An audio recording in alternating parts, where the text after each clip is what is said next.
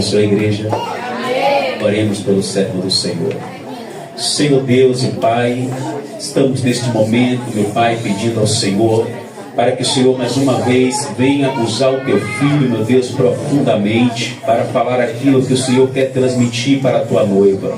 Abençoa, meu Pai, como o Senhor sempre abençoou. Queremos ouvir a voz do Senhor. Agradecemos por tudo. Em nome do Pai, do Filho e do Espírito Santo. Amém. E graças a Deus. Glória a Deus.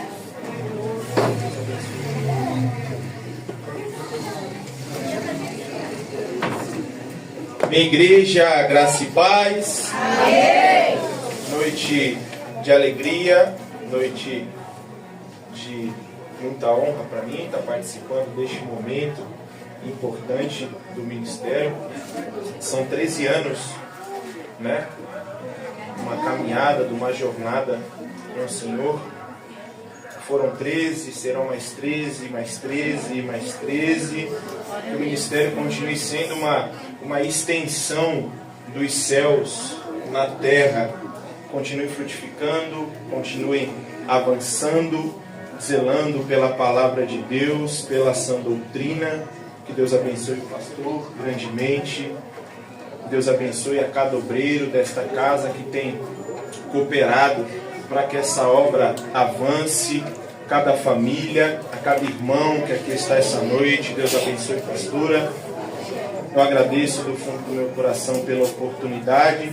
Estar aqui com os irmãos é motivo de muita honra e alegria. Amém? Desde já quero convidá-los a abrir a Bíblia de vocês no tema desta festividade, o Evangelho segundo escreveu João, capítulo de número 6, versículo de número 68.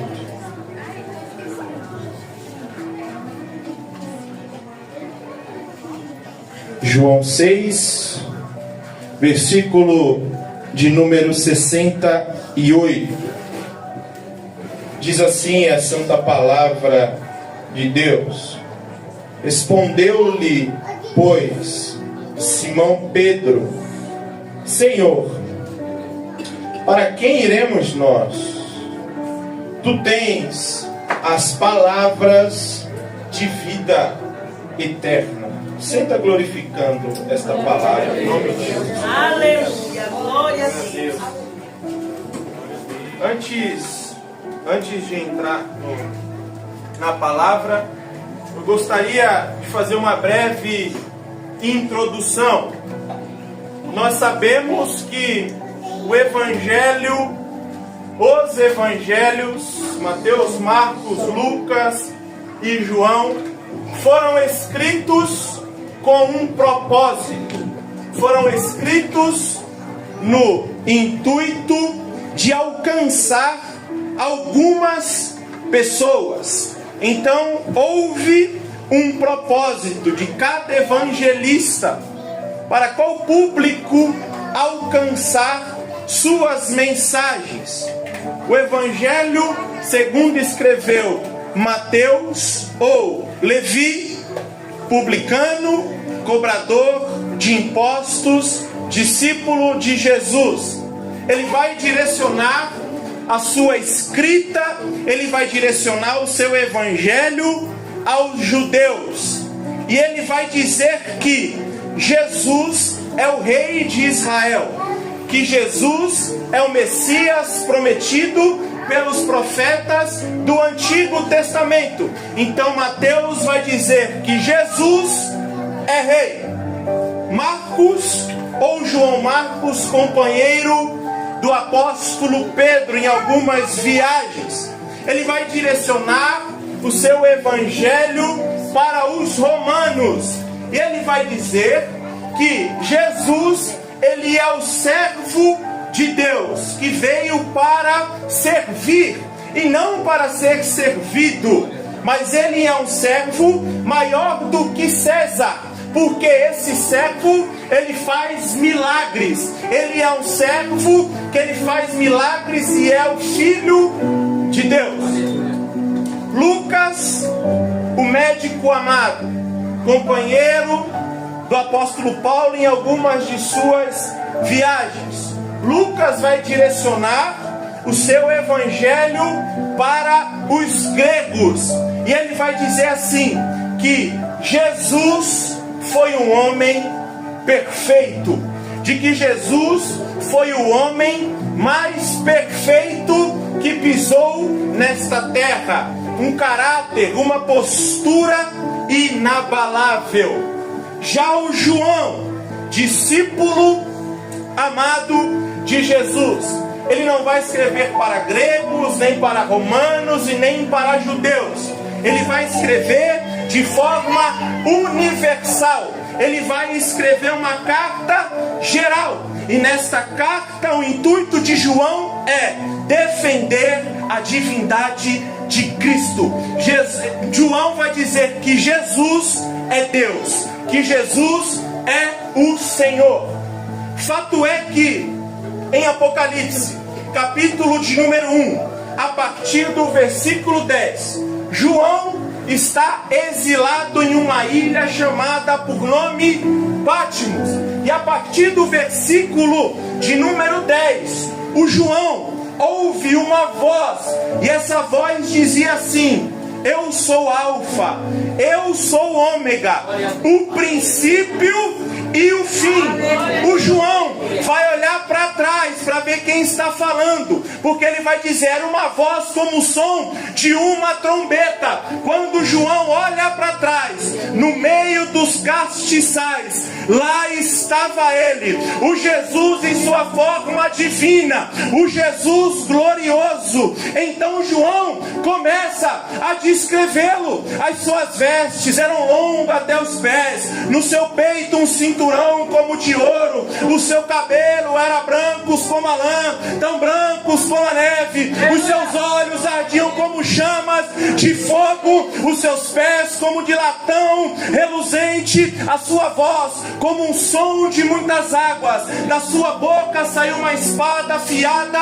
de 2 gumes, e o seu rosto resplandecia e brilhava como o sol em toda a sua força. Aí o João vai dizer: quando eu o vi, eu caí aos seus pés como morto. Ele tocou em mim e ele me disse assim: não temas, eu sou o primeiro, eu sou o último, eu estava morto, mas hoje vivo e vivo para sempre.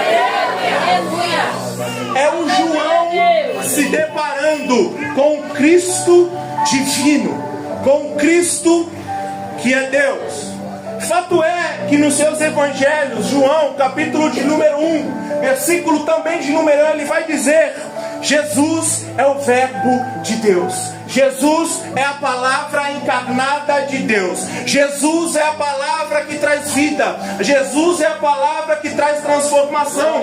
Jesus é a palavra que muda o cenário. Jesus é a palavra que faz milagre. Jesus é a palavra de salvação. Jesus é a palavra que muda e transforma o cenário. Jesus é o verbo de Deus. No princípio era o verbo estava com Deus e o verbo era Deus. E aí João falando: Jesus é Deus. João 10:30, Jesus vai dizer assim: eu e o Pai somos um. João 20:28, Tomé vai chamar Jesus de meu Senhor e meu Deus. O apóstolo Paulo em Colossenses 2, versículo 9 vai dizer: porque nele habita corporalmente toda a plenitude da divindade. Aleluia. Hebreus capítulo de número 1, versículo de número 1 ao 3 vai dizer: havendo Deus antigamente falado muitas vezes. Deus falou, Deus ainda fala, Deus continuará falando. Deus falou de muitas maneiras aos pais pelos profetas, através dos profetas. A nós falou nesses últimos dias pelo Filho, ou seja, por Jesus. E hoje em dia Ele continua falando através do Espírito Santo de Deus, a quem constituiu herdeiro de tudo, por quem fez também o mundo, o qual, sendo o resplendor da sua glória e a expressa imagem de sua pessoa, e sustentando todas as coisas pelo poder da sua palavra. Aleluia. Irmãos, Jesus é a face visível do Deus invisível. Ao estudar a vida e os ensinamentos de Jesus e as suas ações, nós estamos olhando diretamente para o Pai. O Filho é o reflexo divino do Pai. João 1:29, olha o que João Batista vai dizer. Jesus está indo até ele para ser batizado no Jordão, e João vai dizer: eis aí o Cordeiro de Deus, que tira o pecado do mundo. Ele vai continuar dizendo: este é aquele do qual eu disse, após mim vem um homem que é antes de mim. Mas quem lê isso aqui pode não entender, porque cronologicamente João Batista nasceu primeiro do que Jesus. João Batista, primo de Jesus, era alguns meses mais velhos do que Jesus. João Batista nasceu em março, mais ou menos, na Páscoa. Jesus vai nascer entre outubro, novembro, festa dos tabernáculos. Então essa conta não fecha. Mas o que João está dizendo é: antes de eu nascer, Aleluia, ele já existia. Aleluia. Antes de eu vir à vida, ele já existia. No ventre da minha mãe, ele já existia. Quando eu pisei nessa terra, ele já existia.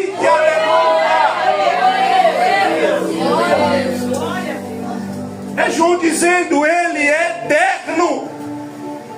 Ele já existia antes da criação do universo. Ele era. Entrando no texto, observando e lendo esse texto, nós entendemos o versículo de número 68, que Jesus quis aplicar. Nós vamos voltar um pouquinho atrás. Vamos lá no início, no capítulo de número 6. Nós vamos ver a primeira multiplicação dos pães.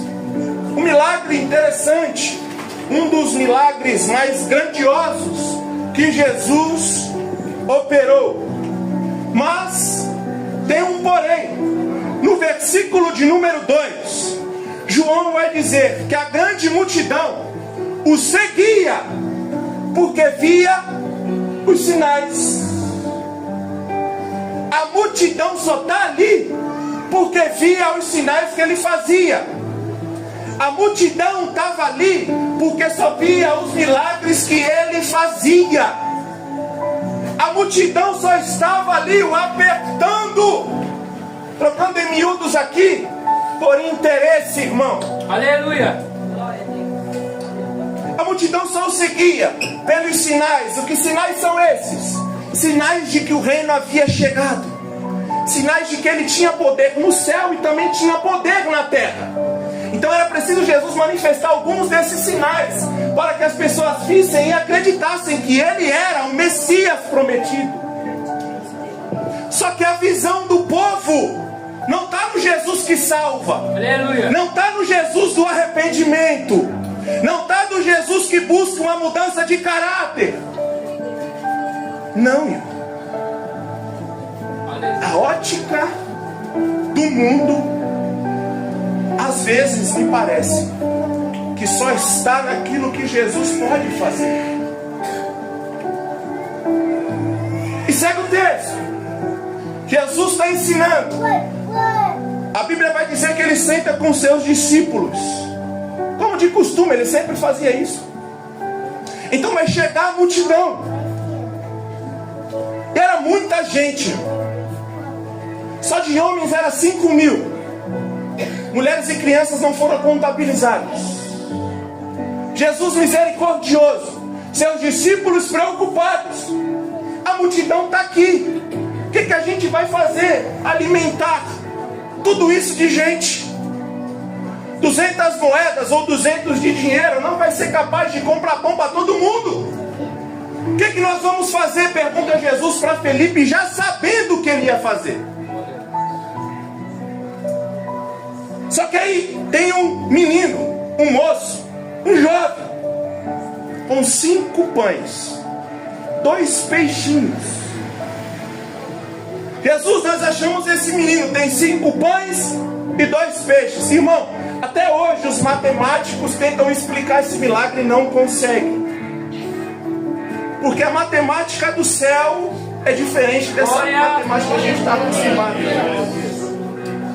O que Jesus está acostumado a fazer não cabe na nossa mente, no nosso coração, no nosso intelecto, aquilo que ele pode fazer. Faz o seguinte, manda a multidão se sentar, divide em grupos de 50, de 100, ele pega o pão, ele dá graças, agradece, ele parte. Quando foi ver, todo mundo já tinha se alimentado. Todo mundo já havia se saciado. Aí Jesus vai dizer, recolhem tudo que sobrou, para que não tenha perca. No final deu 12 cestos cheios de pão e de alimento.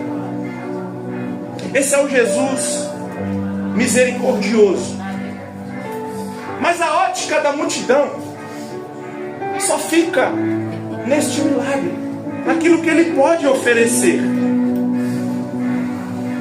Então, no versículo 14, as pessoas começam a dizer assim: verdadeiramente, este é o profeta que devia vir ao mundo. Enquanto Jesus está fazendo milagre, a multidão está ali. Enquanto Jesus está operando, a multidão está ali. E o ser humano é assim. Tem muitos que só ficam enquanto Jesus estiver fazendo. Quando Jesus fala não, muitos abandonam, viram as costas, se rebelam contra Deus. Isso só prova o que está no íntimo do nosso coração, que muitos só servem por interesse, não por amor. Não porque ama Jesus, não porque gosta de passar tempo com Jesus, não, é por aquilo que ele pode fazer. Então a multidão está puxando o seu saco. Aí Jesus, de uma forma bem diferente, aí ele está na Galileia, agora ele vai para Cafarnaum. Só que os seus discípulos pegam o barco, atravessam, e de uma forma inusitada, ele vai atravessar o mar. Os discípulos estão no barco. Ué, mas cadê Jesus? Aonde está Jesus? Estavam mais ou menos a uns 5, 6 quilômetros de distância. Vem Jesus andando por cima das águas. De madrugada, andando por cima das águas. A física ainda não consegue explicar que fenômeno é esse. Que homem que consegue andar por cima das águas? Eu respondo, é o Jesus divino. É o Jesus que é Deus. É o Jesus que tudo pode fazer. A ciência não consegue explicá-lo. Até hoje eles tentam explicar o mistério da criação. Até hoje eles tentam explicar o mistério da criação do homem, a complexidade do homem, a forma que o homem foi criado. Até hoje os cientistas não conseguem explicar como alguém poderia fazer isso. É o Jesus divino. Aí Jesus atravessa com os seus discípulos, e aí eles vão chegar em Cafarnaum. Chegando em Cafarnaum, não é lugar que Jesus vai na sinagoga. Ele se direciona para a sinagoga de Cafarnaum. Como de costume, Jesus vai pregar doutrina. Como de costume, Jesus vai pregar para aquele povo. Como de costume, Jesus vai ensinar os mistérios do reino. Só que aquela multidão que seguia Jesus vai procurar ele no dia seguinte. Vamos procurar Jesus, ele deve ter pãozinho quentinho para nós. Vamos atrás de Jesus, estamos com fome, vamos comer, ele tem pão para nos dar. Procuraram Jesus, não acharam Jesus, cadê Jesus? Eles foram descobrir que Jesus tinha ido para Cafarnaum. O que eles vão fazer? Vão pegar o barco, vamos atrás de Jesus. Vamos atrás dele, ué. Vamos lá onde ele está. Chegaram em Cafarnaum. Adivinha que eles encontraram, irmão? Jesus. Olha isso aqui. Aí eles, Rabi, mestre. Quando você chegou aqui, abrindo um parênteses aqui, para quem é homem vai entender o que eu estou falando. Quando a sua esposa, a sua mulher chega do nada, nossa, como você está lindo, nossa, você emagreceu, nossa, você está cheiroso, nossa, você cortou o cabelo, está diferente. Irmão, só tem uma resposta para a gente dar. O que você quer? Essa é a resposta. Mulher, o que você está querendo comigo? Pede logo. Ou é dinheiro, ou quer fazer a unha, ou quer cortar o cabelo, ou quer ir no salão. E é o que acontece aqui, irmão. A multidão, mestre, Jesus, vem cá, quando é que você chegou aqui? Aí Jesus, irmão, não vai aliviar não. Aí Jesus aperta o nó. Se você pensa que o Jesus vai passar a mão na cabeça, vai falar, ô meus filhinhos, eu estive aqui. Não. Mas sabe o que Jesus vai responder? Vocês só estão me procurando porque vocês querem pão.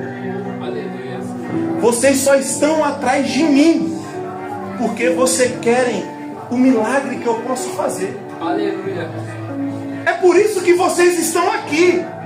Vocês estão aqui não porque eu sou o pão da vida, não porque eu tenho palavras de vida eterna. Não, vocês vieram até aqui porque vocês querem pão. É Jesus dizendo, vocês estão aqui porque vocês são interesseiros.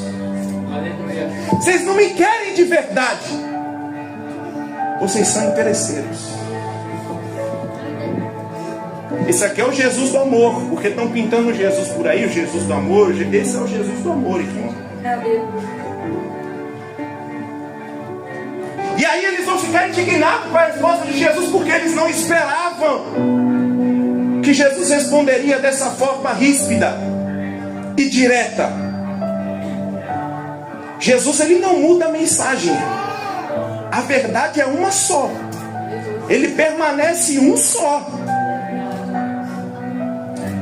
Eles vão falar, Jesus, mas que sinal você opera para que nós creiamos em tu? Olha como já mudou a narrativa do povo. Lá no versículo de número 14, eles falaram, de fato esse era o profeta que viria. Agora eles já estão perguntando, mas qual o sinal que o Senhor faz? Qual é o milagre que o Senhor faz para que a gente creia em ti? Os nossos pais comeram o maná do deserto, como está escrito, deu-lhes a comer o pão do céu.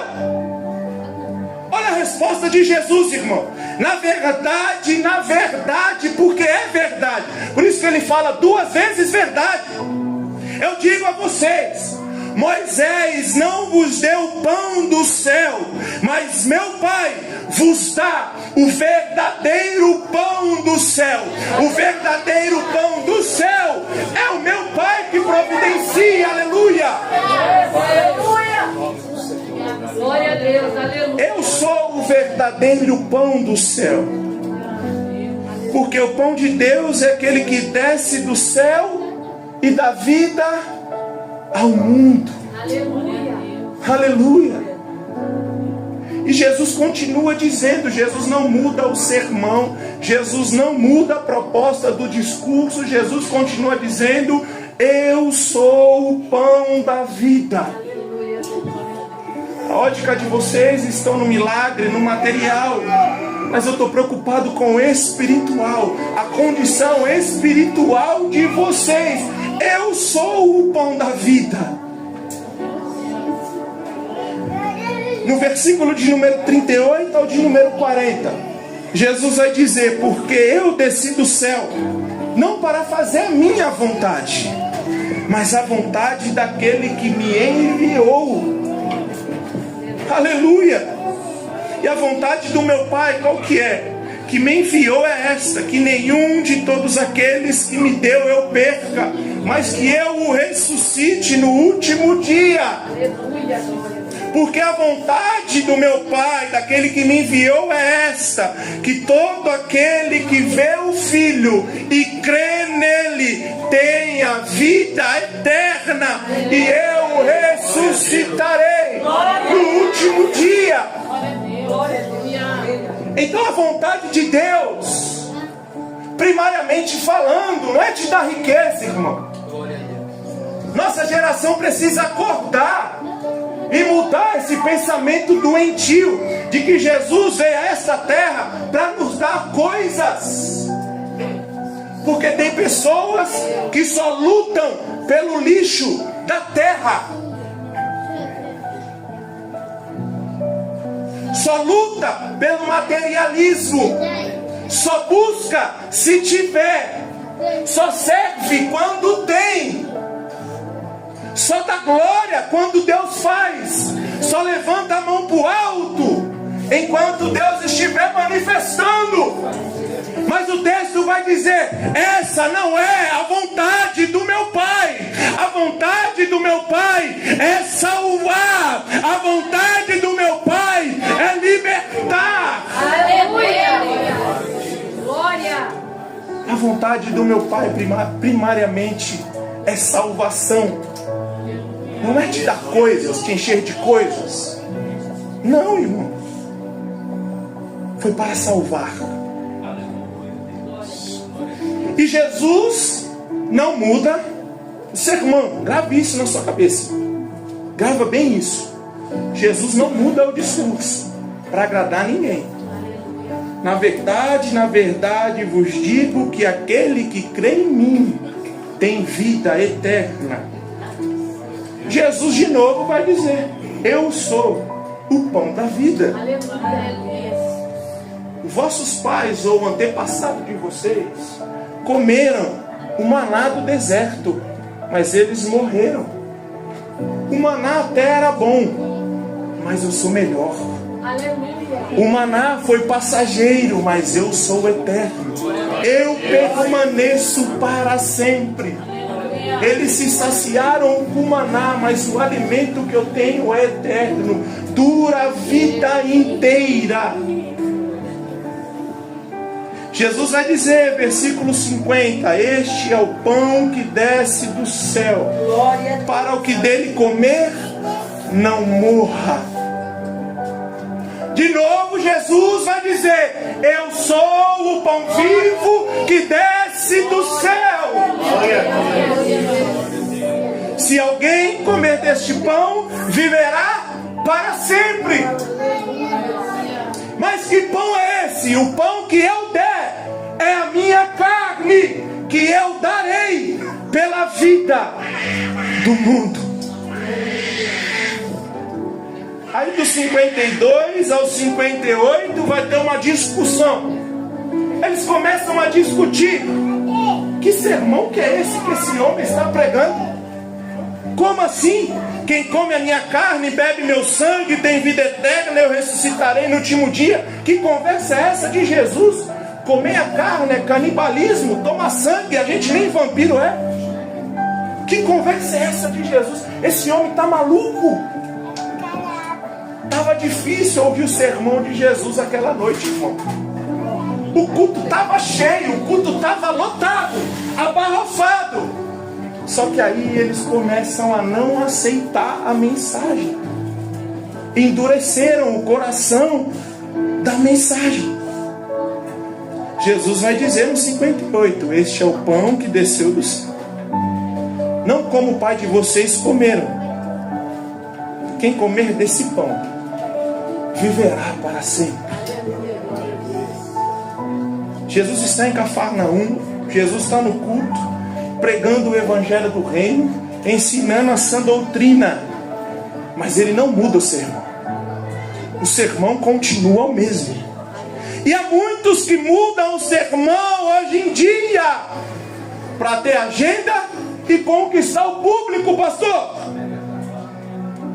Tem gente que muda o sermão para ser aprovado por homens. E geralmente são homens, me desculpa a palavra, frouxos, que têm medo da rejeição, medo de serem rejeitados. Só pregam, e essa é a verdade, para se autopromoverem, irmão. Essa é a verdade. Às vezes você pode estar me olhando assim, com um olhar espantado. Eu vou te falar uma coisa, irmão. Deus, Ele não me deu dinheiro. Eu sou pobre. Mas coragem, Deus, Ele me deu. Coragem para pregar o Evangelho e falar a verdade, Ele me deu, irmão. E eu não preciso da aprovação de ninguém, irmão. Eu não preciso ir nas igrejas e as pessoas gostarem de mim. Eu não preciso que ninguém goste de mim. Irmão, eu sou casado, pelo amor de Deus. Tenho uma mulher linda, uma filha linda, eu já sou casado. Eu não preciso que ninguém goste de mim. Eu só preciso de uma coisa, pastor: ser aprovado por Deus. É só isso que eu preciso, irmão. Eu só preciso que a mensagem seja pregada com fidelidade, com amor, sem omitir a verdade. É isso que eu preciso. Pode falar mal de mim, pode fazer cara feia, deve ser fome, ou você é feio mesmo. Eu não me importo. Mas a verdade do reino não tem negócio. Não tem negociação, irmão. E isso me dói no coração. Ver ovelhas sendo mal alimentadas nos dias atuais. Estão oferecendo em alguns púlpitos por aí palha e comida estragada para as ovelhas, irmão. Uma mensagem sem Bíblia, não tem doutrina, não tem teologia, só tem fábulas, história de carochinha, só tem historinha. De onde vem, para onde vai? Você é Satanás agora para falar de onde vem, para onde vai, irmão? Subiu no púlpito, prega a palavra, fala da palavra, expõe a palavra. Assumiu a tribuna, fala de Jesus, irmão. Assumiu a tribuna, fala do Evangelho, do reino. Aleluia, glória a Deus. Pregadores triunfalistas que só pregam vitória, vitória, prosperidade, porta aberta, contadores de histórias, pregadores que só vivem de jargão e de frase pronta ou frase de efeito para fazer o público pular. Por quê? Porque não tem mensagem.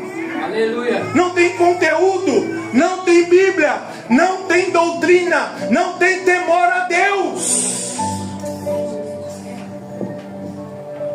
Igreja saudável, irmão, é aquela que tem doutrina. O que nos sustenta espiritualmente é a palavra. O que sustenta a igreja de Jesus é a palavra. O que te sustenta espiritualmente é a palavra. O que vai te manter de pé é a palavra. O que vai te transformar é a palavra. O que vai te dar vida eterna ainda é a palavra de Deus.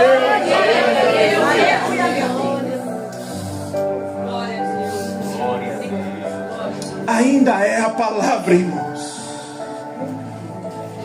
Quem nunca viu?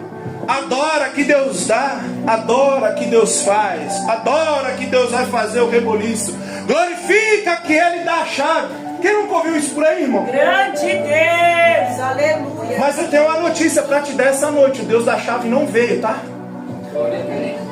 O Deus da chave não veio essa noite, viu, irmão? Eu não sou chaveiro, muito menos Deus, irmão. Jesus da glória. Mas tem um porém, pastor. Eu não tenho chave para oferecer para você. Eu não tenho uma manipulação barata para te dar. O que eu tenho é Bíblia para te oferecer. Eu tenho pregação expositiva para te dar.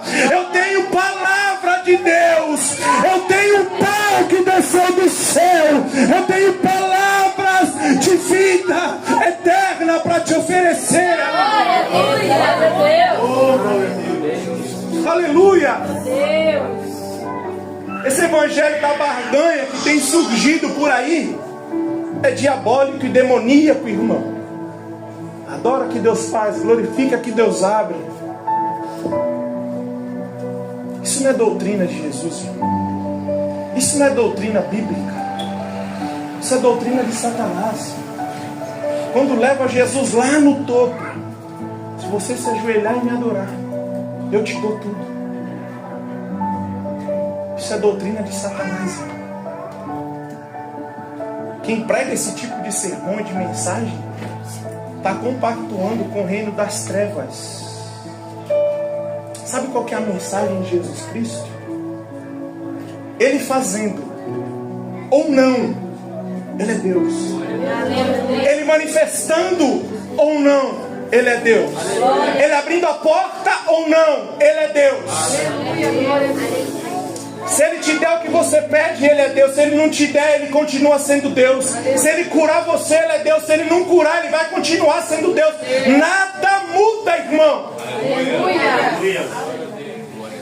Mas parte disso acontecer é culpa de alguns crentes, irmão. É duro o que eu vou falar, mas é verdade. Crentes que dão ibope para esse tipo de pregador, para esse tipo de mensagem. Porque a mensagem que está em alta hoje é essa. A mensagem cristocêntrica deixada de lado. Jesus deixado de lado. A Bíblia deixada de lado. O pregador bíblico geralmente é esquecido, é deixado de lado ou perseguido. Mas por que isso? Porque a mensagem, irmão, do Evangelho, ela não é palatável aos ouvidos. Ela não agrada. Ela não traz o público. A gente vai ver festas lotadas, congressos lotados. Se for um pregador famoso, lotado.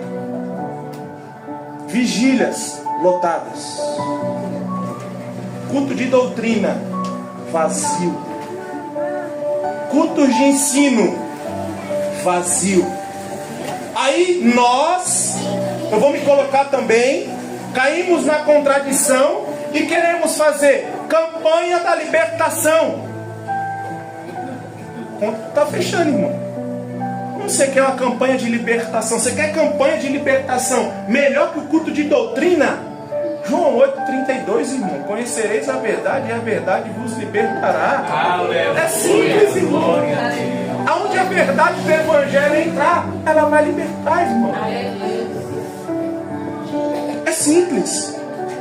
O pregador bíblico que é fiel às Escrituras, geralmente a sua mensagem vai confrontar o pecado e o pecador, e as práticas que Deus rejeita e abomina. Muitos não querem a mensagem bíblica. Isso é triste. Porque a mensagem bíblica, pastor, ela exige mudança. Exige transformação. Arrependimento. Exige largar o pecado. Porque a mensagem bíblica condena o pecador se ele não se arrepender. Aí geralmente o pregador que só prega vitória, esse é o que o público e a grande maioria ama. É o que geralmente vai estar em evidência. Mas pastor Leandro, Deus ainda tem os seus profetas na terra. Deus ainda tem os seus homens fiéis na terra. Deus ainda tem os Elias na terra que vão confrontar Acabe e Jezabel sem mudar a mensagem, com coragem e com verdade. Deus ainda tem os seus Daniéis que, embora vá para a cova dos leões, não vai ser influenciado pela Babilônia, vai permanecer fiel. Deus ainda tem os seus Josés na terra que, ainda que vai preso 2 anos, vai permanecer fiel. Deus ainda tem João Batista na terra, que mesmo que tenha a sua cabeça cortada vai confrontar o pecado. Deus ainda tem homens como o apóstolo Paulo. Pode ser preso, açoitado, naufrágio, sofrer atentado de morte, mas ainda há homens que vão falar como Paulo falou: combati o bom combate, guardei, terminei a carreira e guardei a fé. Deixa eu te falar uma coisa. O ambiente que você para ouvir a mensagem do Evangelho define o seu coração. Aonde você para ouvir a mensagem do Evangelho define aquilo que vai estar no seu coração, irmão. Aí Jesus prega o sermão. Muitas pessoas começam a levantar do culto e ir embora. Esse homem está doido. Nós não aceitamos o que ele está dizendo. Nós viemos aqui para receber massagem e não mensagem. Começa a sair um, levanta, sai outro. O culto começa a esvaziar. O culto começa a ficar vazio. Mas Jesus não trocou o sermão e não mudou a mensagem. Aí, quando você menos espera, Jesus olha para os 12 e vai falar: escuta, vocês não querem ir também? Vocês não querem ir embora também, filho? Pode ir embora.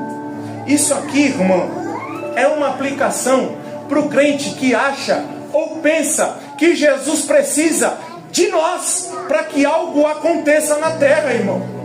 Se eu estiver no ministério, não anda. Se eu não cantar nas irmãs, não flui. Se eu não pregar na festividade, Deus não desce, a glória não desce, nada acontece. A gente está se enganando um pouco, irmão. Jesus não precisa de mim para manifestar algo. Jesus não precisa de mim para os propósitos dele se cumprirem. Foi como ele disse para Elias: Elias, é o seguinte, você não quer? Eu tenho 7.000 numa caverna que quer. Aleluia. Você não quer? Você tem certeza? Tem 7.000 ainda que permaneceram fiel. Tem 7.000 guardados que não se dobrou a Jezabel. Pode ir embora, pode se retirar, fiquem à vontade. Muitos discípulos, irmão, que o seguiam, abandonaram Jesus. E às vezes, pastor, é assim. Em 13 anos de ministério, o Senhor já deve ter vivido diversas coisas. Você sabe, pessoas que estavam com você, começaram com você, que abandonaram, que saíram, que abandonaram o barco. Mas pastor, ainda que abandone, não muda a mensagem. Ainda que vão embora, não muda a mensagem. Ainda que eles abandonem, não muda a mensagem. Porque Jesus, ele é o dono da obra, irmão. Jesus, ele vai sustentar a obra. É Jesus que sustenta essa obra. É Jesus que sustentou durante 13 anos essa obra. E a ele vai continuar sustentando mais 13, mais 13 e mais 13. A ADEF vai permanecer. A ADEF vai continuar crescendo. A ADEF vai continuar frutificando. A ADEF vai crescer. Porque é Jesus que sustenta esta casa. Aleluia. Glória a Deus. Glória a Deus. Paulo vai dizer, Gálatas 1:10: por um acaso eu vivo para agradar a homens? Se eu vivesse para agradar aos homens, eu não seria servo de Cristo. É o que Paulo vai dizer: eu não vivo para agradar aos homens. Goste ou não, a sã doutrina vai ser pregada. Irmão, eu vou chamar um crente de pentecostal de verdade, não quando ele pula no corinho de fogo, no pagode gospel, no forró gospel. Não, irmão. Esse negócio de corinho aí também, meu irmão. Nada contra, mas também não tenho nada a falar. É o corinho gospel. E aí tem crente que só roda no manto, só pula, sapateia, dá cambalhota, dá mortal, quando toca o pagode gospel e o forró gospel. Eita, é forte. Eita, é mistério. Eu vou chamar um crente de pentecostal de verdade, pastor, quando a Bíblia estiver sendo pregada e você glorificar no seu lugar. Eu vou te chamar de crente pentecostal de verdade, aleluia, quando a doutrina estiver sendo enxertada e você glorificar a Deus pela palavra que está sendo pregada. Não quando toca o corinho de fogo e o forró gospel. Aí pula, pula, canta, canta. Aí você vai perguntar, irmão, como é que foi o culto? E a palavra? Aí foi mistério. Foi tão mistério que não prestou atenção. Foi tão mistério que estava dormindo. Foi tão mistério que nem lembra da palavra que foi pregada. É mistério mesmo, irmão. Aleluia, Jesus. O que conforta pregadores que ainda zelam pela verdade, pela sã doutrina, é quando Jesus vai dizer, Mateus 10,16: eis que eu vos envio como ovelhas em meio de lobos. Sereis odiados de todos por causa do meu nome, mas aquele que permanecer até o fim será salvo. Se o mundo vos odeia, sabei que primeiro odiou a mim. Se vocês fossem do mundo, o mundo amaria vocês. Se a mim perseguiram, também perseguirão a vocês. Tudo isso vão fazer a vocês por causa do meu nome. Só que no meio disso tudo, irmão, tem um homem chamado Pedro. O Pedro, irmão, era um homem de muitas falhas, defeitos, limitados, assim como eu. Pedro tinha vários defeitos. Em Marcos, Jesus faz uma pergunta para os discípulos: quem que os homens estão falando que eu sou? Quem eles dizem que eu sou? Senhor, alguns dizem que é João Batista. Tem uns outros que estão falando que você é Elias. Há outros que falam assim, que você é um dos profetas. Aí se levanta o Pedro, cheio do Espírito Santo: tu és o Cristo. Aí aqui a cena se repete. Jesus vai dizer: pode ir embora. Se vocês quiserem, fiquem à vontade. Pedro levanta, cheio do Espírito Santo, e vai falar: Jesus, para onde nós vamos ir, Jesus? Só o Senhor tem palavras de vida. Para onde nós vamos ir, Jesus? Só o Senhor pode nos salvar. Para onde iremos nós? As palavras de vida eterna, Jesus. Nós não temos para onde ir, não sei ficar aqui com o Senhor, porque é na palavra do chicote que está a salvação. É na palavra mais dura, no confronto, que está a vida eterna, irmão. Aleluia. A mesma multidão que seguia Jesus por causa dos seus milagres, agora o abandona e o rejeita por causa da sua mensagem. Fique em pé, irmão, em nome de Jesus.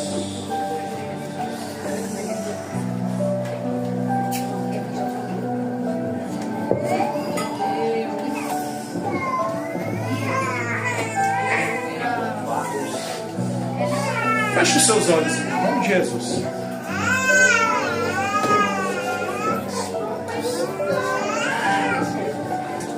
Eu quero que você feche os seus olhos e comece a elevar o seu pensamento a Cristo.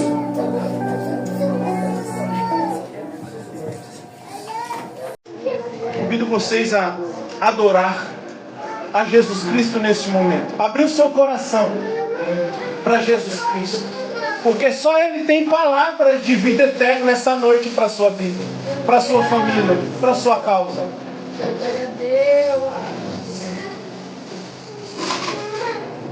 Aleluia, Jesus.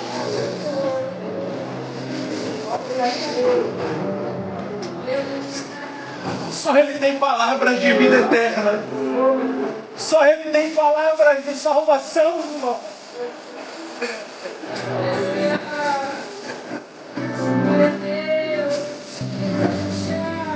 Nós não merecíamos isso aqui, irmão. A graça nos alcançou. A graça de Cristo nos alcançou. O amor de Cristo nos alcançou. Mas o que é a graça de Jesus? É Ele virar para o malfeitor na cruz e dizer: ainda hoje estarás comigo no paraíso. Isso é a graça de Jesus. O que é a graça de Jesus? Aleluia! Enquanto uma multidão queria apedrejar uma mulher adúltera, Jesus vai dizer assim: ei, os seus pecados estão perdoados, vai e não peques mais. Isso é a graça de Jesus. O que é a graça de Jesus? É quando ninguém queria saber de uma samaritana e Ele vai lá no poço encontrar e pregar para ela. Isso é graça. É quando somos rejeitados pelo mundo, mas Ele nos encontra, nos lava, nos limpa. Isso é graça. O que é a graça de Jesus? É encontrar o homem no caminho para Damasco, um homem que carregava cartas de ódio, e fazer desse homem que perseguia a igreja o maior pregador do Novo Testamento. Isso é graça. Não merecíamos, mas Ele nos deu a sua graça. Ele nos deu a sua graça. É como Ele disse para o apóstolo Paulo: a sua graça me basta, o meu poder se aperfeiçoa na sua fraqueza. É graça, é graça, é graça, é graça. É quando o mundo nos rejeita, é quando o mundo vira as costas e Ele fala: vem cá, que eu tenho palavras de vida eterna. É graça, é graça. Quando Ele nos encontra no poço, na lama, Ele nos lava, Ele nos limpa e diz: é graça, é graça, é graça. É a graça de Jesus que nos encontra e nos dá uma chance, uma oportunidade. Porque Ele nos amou, Ele nos ama com amor incondicional. Ele ama a sua igreja. Aleluia.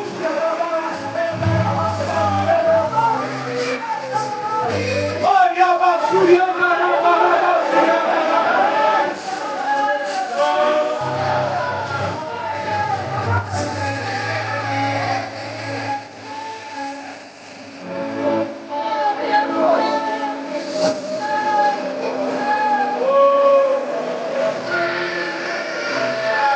É graça de Deus. Não precisamos ser sustentado. É a graça de Deus. É a graça de Jesus. É o amor de Cristo que tem sustentado essa obra. É a graça do Senhor que vai continuar te sustentando. O inimigo se levanta, mas ele já caiu, ele já perdeu, ele já está debaixo dos nossos pés. Porque é o sangue de Jesus que está sobre esta casa, é o sangue de Jesus que está sobre esta igreja, é o sangue de Jesus que nos livra da morte, é o sangue de Jesus que nos livra da destruição, É o sangue de Jesus que nos livra da morte. Isso aí me fez comigo e estendeu a mão. É a graça. É a graça, aleluia. Feliz, feliz. É a graça, aleluia. De Jesus, É a graça, é a graça, é a graça. braço me É a graça que nos salva, é a graça que nos encontra, aleluia. É a graça que nos dá uma nova chance, uma nova oportunidade. Se estamos aqui, é graça. aceite a Jesus. Aleluia, Jesus. Aleluia, Jesus. Aleluia, Jesus. Mas que você pensa ter no mundo, Toma a tua igreja em tuas mãos, eu Senhor. também pensei. Continua sustentando esse ministério. Sair desilusão. Continua dando força aos pastores e obreiros desta casa, Senhor. Toma conta deste ministério, Pai. Quando ouvi dizer Que as suas mãos estejam estendidas, salvando, libertando, curando, transformando. Aleluia. que sou feliz, Oh, aleluia. assim. Como é que eu canto aí hoje? Sou feliz, É a graça. feliz. Glorifica aí, irmão. Jesus está na casa. O Espírito Santo está na casa.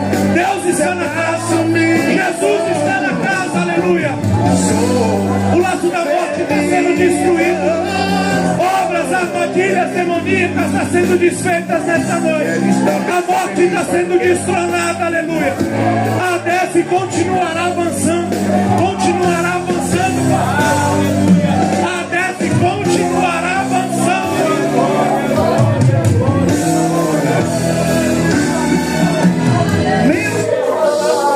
Glória a Deus, aleluia. Aleluia, Jesus. Aleluia, aleluia, aleluia.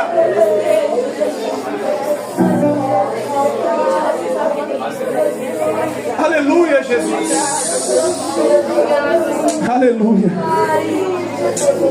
Aleluia, Senhor. Oh, Senhor. Sua visitação no nosso meio, Pai. Volta, nos consola, Senhor. Haja consolo, alegria no coração. Amém? Aplauda o nome de Jesus.